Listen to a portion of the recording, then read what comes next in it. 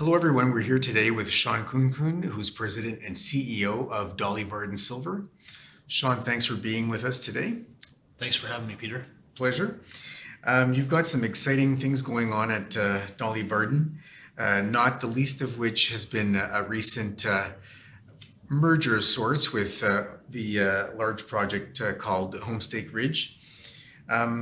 And you recently announced a sizable financing, $10 million of flow through. Maybe we can start with that a little bit in terms of the financing, what that means, what you're going to do with those funds, and then we can segue into some other things after that. Okay, great. So I think it's important to identify the old Dolly Varden and the new Dolly Varden. So the old Dolly Varden, 44 million ounces of high-grade silver. The new Dolly Varden has brought in a gold-silver project. So we now have 1 million ounces of gold, 63 million ounces of silver. We have 15 million in the treasury. These additional funds, we've announced a $10 million financing. I think we'll close closer to 13 million. And that'll bring our treasury to a point where, we've got north of $25 million in the bank. And the goal in 2022 is really threefold. So on the newly acquired Homestake ground, it's a predominantly an inferred resource. So we want to do those tight space drill holes to bring that to the indicated category. And at the same time, we want to test the down plunge extensions of that mineralization. So in a perfect world, we're both increasing our confidence by moving categories from inferred to indicated, but also adding more ounces through the depth extension and lateral extensions to these the deposit at Homestake.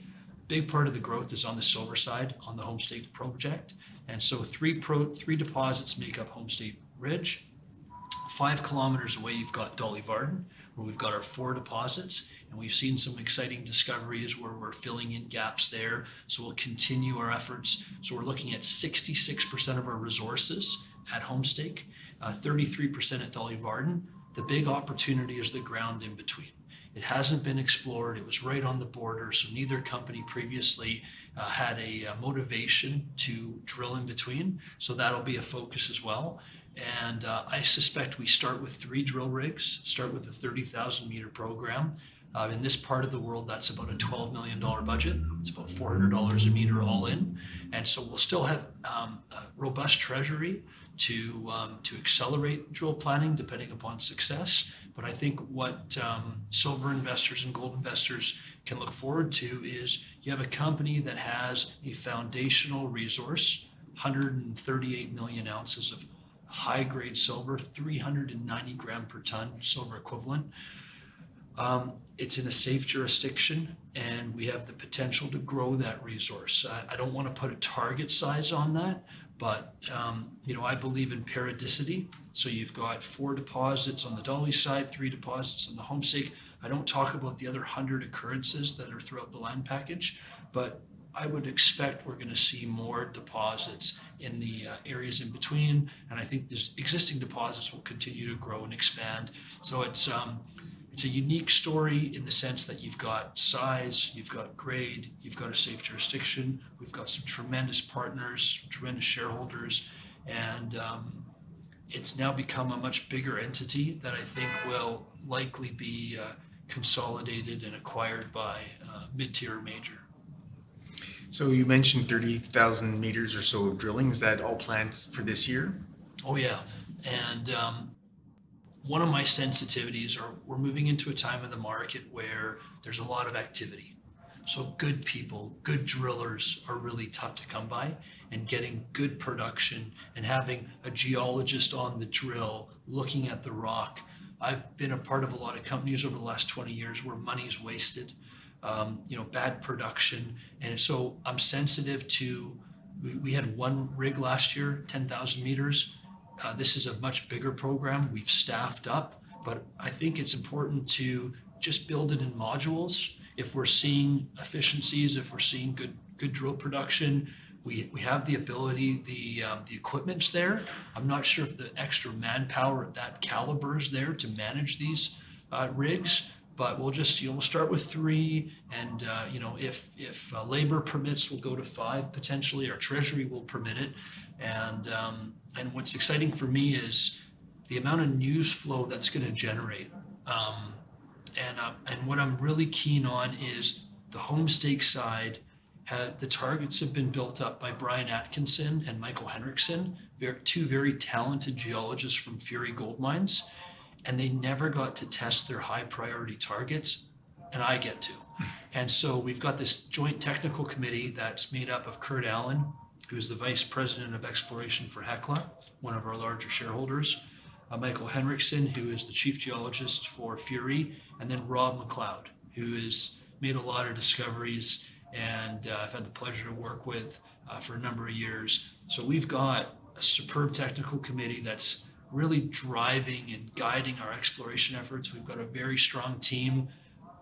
Instead of going out and hiring a lot of consultants, we've taken that team in-house, and we've tried to align their interests with shareholders' interests by giving them a meaningful equity stake in the company, so that they're really trying to help us grow and develop. And I think it's why our company is growing and the stock's performing well, and I'm really proud of the culture we've created. Excellent. Now, of the 30,000 meters, what portion of that will address that area that's between the deposits? So at this point, I haven't allocated any drilling in that area. Okay. And the reason for that is I think it's important to methodically work up the targets.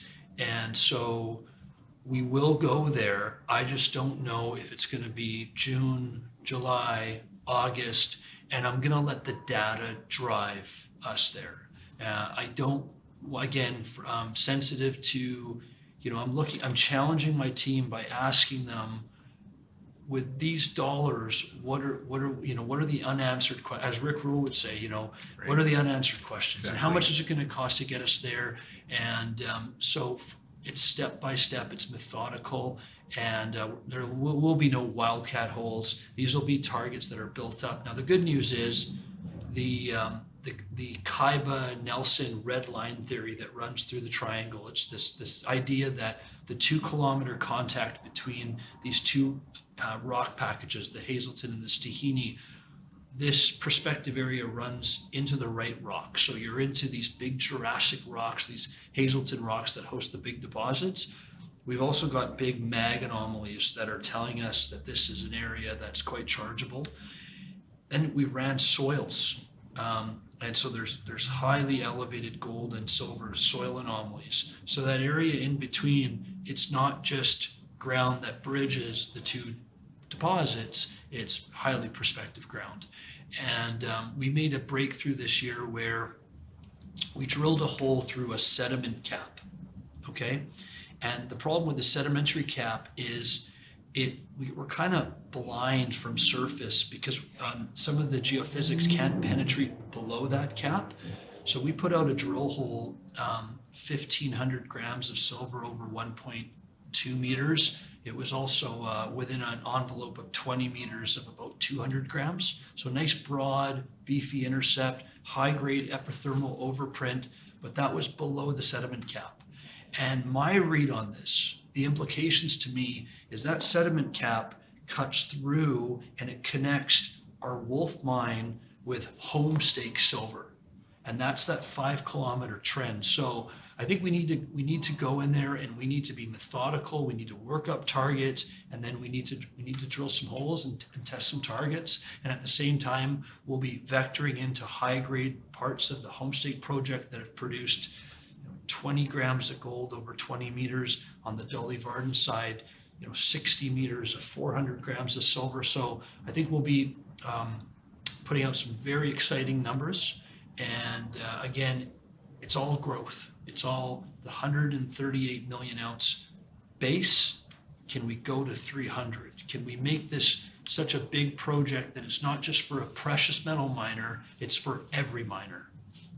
That's the goal. Yeah, ideally. Now, you talked about Hecla a little earlier, and I know that they're a shareholder. They were part of your recent deal with Homestake to maintain their position.